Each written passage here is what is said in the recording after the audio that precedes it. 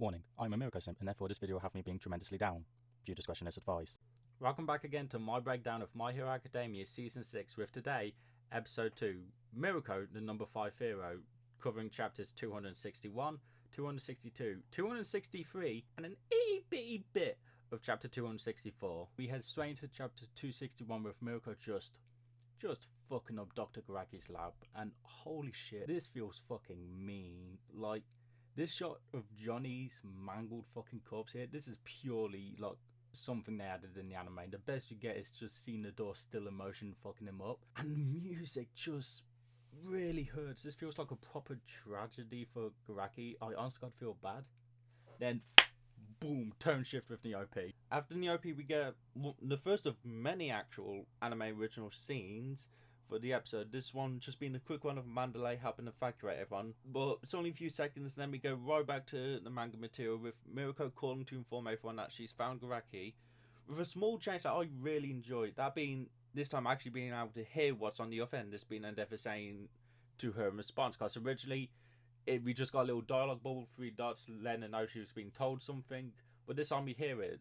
And then after that we get a little extension of this final parallel of everyone fighting Nomu in the main hospital. And then here we get a long bit of AOC, which comes in 2 sections here. This first section being more fighting up in the main hospital area, and which, while the animation for Endeavour here is pretty decent, the sound editing on the Nomu's dying feels weird. Feels a bit louder than it should be. Also, there's this little interaction with Endeavour and Eraserhead, which this feels a bit awkward, I won't lie. It's not necessarily bad, it just feels awkward. Then we get the second section, which is a shot of some of the 1A kids and the main cast getting the call to start the evacuation. And this scene's fine. The faces do look off at some points, but it's okay. I don't know much about this, but apparently there are people upset and mad about Bakugo's characterization in the scene, which is off because he's completely in character here. I don't get what people are going on about. Next up, we're going back to manga material, this time being with Crust running down the hallway, passing by the Nomu chambers, trying to find Mirko. There's nothing special going on here, nothing exactly exciting or anything. However, I will say there's a little bit of reordering of events here, because here they actually do Present Mike's intro narration, being like Crust, what is Quirkus and whatnot, which originally appeared later on when him and Chubbs was clashing. Which I like this, because it does help with the pacing of later on when Chubbs and him clash. Instead of having narration there, they let the scene continue going out, which I like. It does allow for pacing, and it makes this scene a bit more important. And after that, we finally get back to Mirko, her going in for the kick on Dr. Garaki. And I kept mentioning it last episode, I'm probably going to mention it a lot from the season. Minoru Inaba is killing it as Garaki. His reactions in his voice are top tier, and the animators are helping to make them even better. And at the same time, while his reactions are great, we get to see his serious side with him talking to Shiggy about the high ends, their production, and then we also get to see his passion talking on HUD stabilization and the range of it all.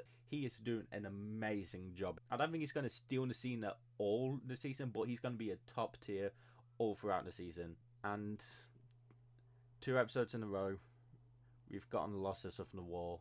This time being Mocha, that being both the No Munchkins out from the count. And with Mocha's death, it's a very slight add-on with the scene of him bouncing into the computer, but it's also a slight change, because as in the manga, his face seemingly just like fucking blew apart from the kick, whereas here in the anime, it got dented. Like, you can see an imprint on his face. I don't know which one looks more painful. Either way, I'm jealous. And now for the activation of the high ends, and I absolutely love this scene here. The music is so ominous. The lighting and the purple electricity on the tubes, it's all so amazing and helping to build up for them awakening from their stasis. And then here, their voices, they're all so good with the slight like filter they've obviously got in their voices. I'm unable in a minute to find the names for them, but they all do an amazing job here. It's all great stuff.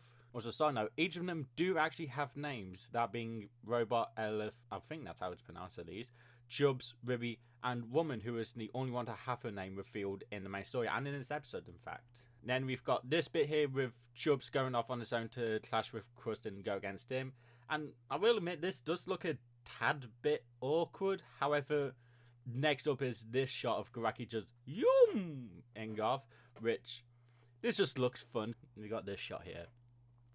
Fun fact, when watching this episode, this clip literally caused me to just ragdoll. And with this completes our adaptation of chapter 261. And now we've got the commercial cards. Looks so fucking good. And the other one we got this episode, we got Kaminari's commercial card this episode. And the interesting thing I find about this is that, because like it has their hero names in Japanese, and then it has like an English like written name as well. And they didn't go with the translation for his hero name of Chargebolt. They went with just the English pronunciation of his Japanese name being George Zuma. That was interesting. It did like catch me off guard at first, but I like that. After the commercial cards, we finally start back up with chapter 262 with Chubbs' clash with Crust. And like I said, nothing exceptional happened to the scene. So I'll just take this moment to ask, did anyone else expect Crust's shields to be a different colour? I didn't expect them to be silver. I thought they'd be like a darky, yellowy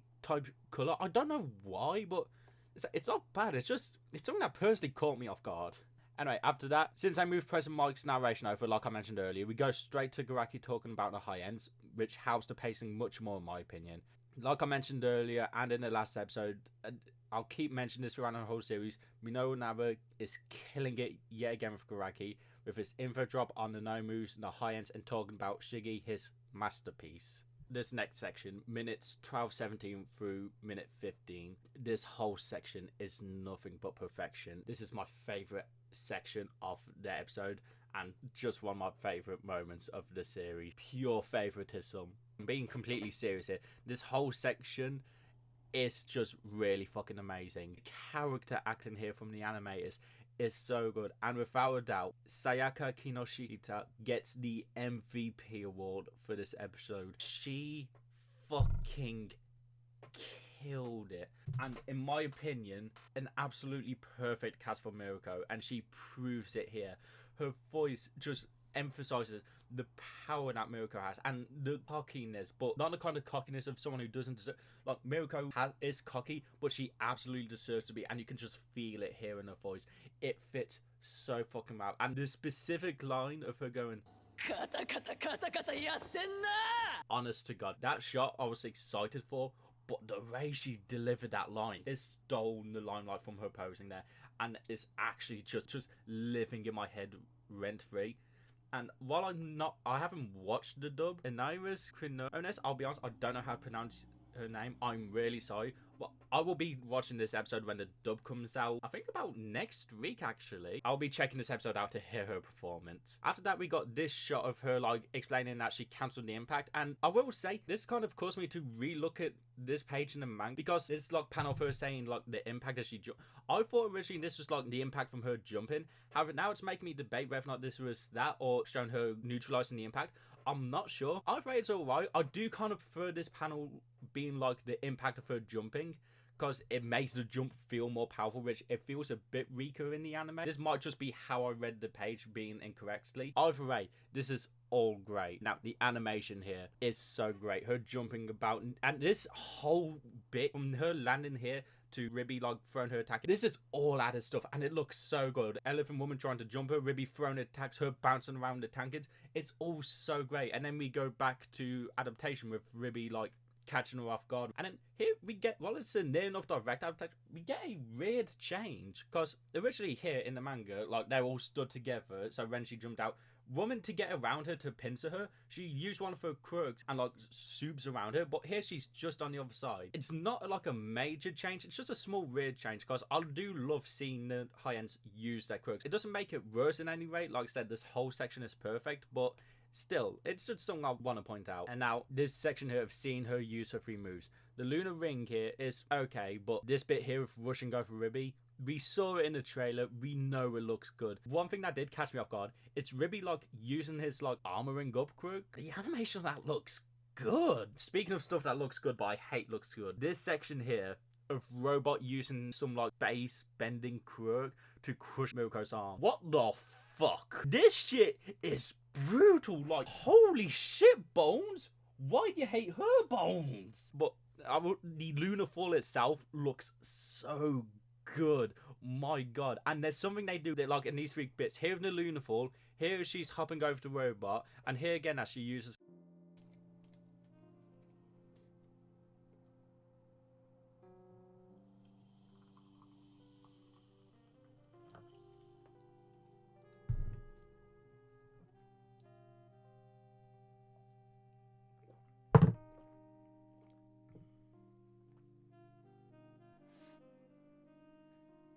Should have been me. It should have been me! Luna Taiheras, and it's these yellow mad eyes they give her.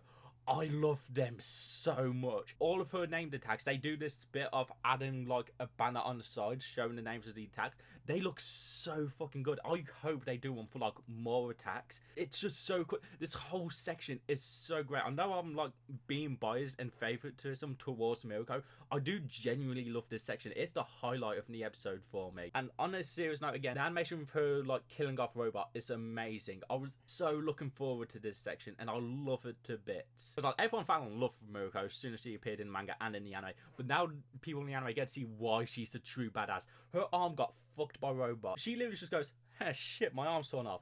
Uses a clump of hair to tie around her arm to like stop the bleeding and continue fighting. This is her quirks are bunny, but she the GOAT! Next up we have another bit of AOC with yet again going to the HQ from the up. I'm still okay with these. I do hope they're not every episode because it can kind of kill the pacing in my opinion. Like I said, I'm fine with these for now. If they're not overused, if they're not put in awkward situations to kill the pacing, that's fine with me. And then here we actually get another change in order events, as here after Mirko's section we got this little page of Skeptic panicking out, blaming Twice for Hawks, talking about how he's been watching them, and then it cutting away just as the building begins to warp, and that being used as a cliffhanger for chapter 262, and then chapter 263 opening up with the rear guard. But instead they get rid of that cliffhanger bit and move it to later on with the rest of Skeptic scene of freaking out, and instead we just go straight from this bit with the HQ and go straight to the rear guard. After this on chapter 263 we see the rear guard's reaction to the up starting, and after a little bit of dialogue with them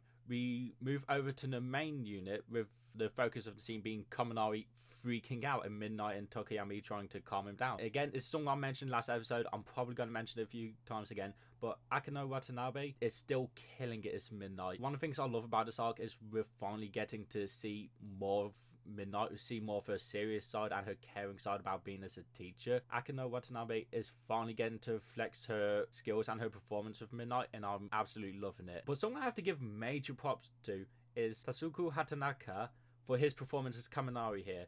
He's been great throughout the whole series with comedic chops, but with this whole scene of him freaking out as Kaminari is so good, and it's great seeing more of him. He's really good for Kaminari. And then with this shot here, this is the ever slow sightest small change, but as I'm breaking down the adaptation, it's something I will have to point out. In the manga originally, it was Majestic using his quirk to float Cementos over and then kind of throw him to land, and then as he uses his cement powers.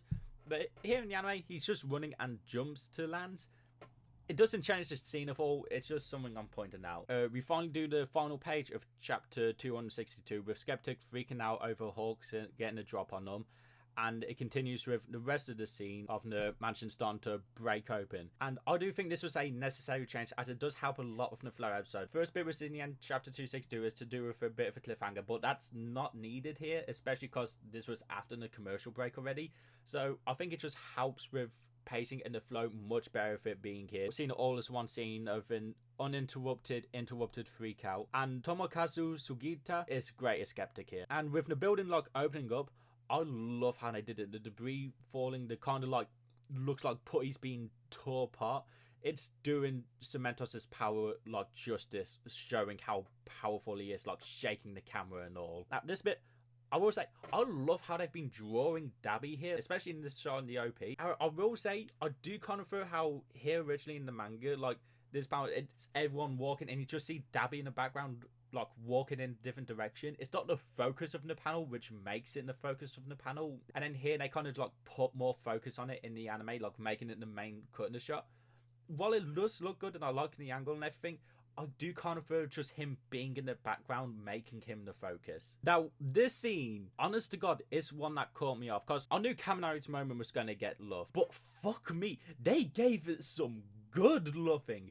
The animation of him running, the attack animation, and the lightning of the scene, the blue lightning and the blue lighting, all looks so good.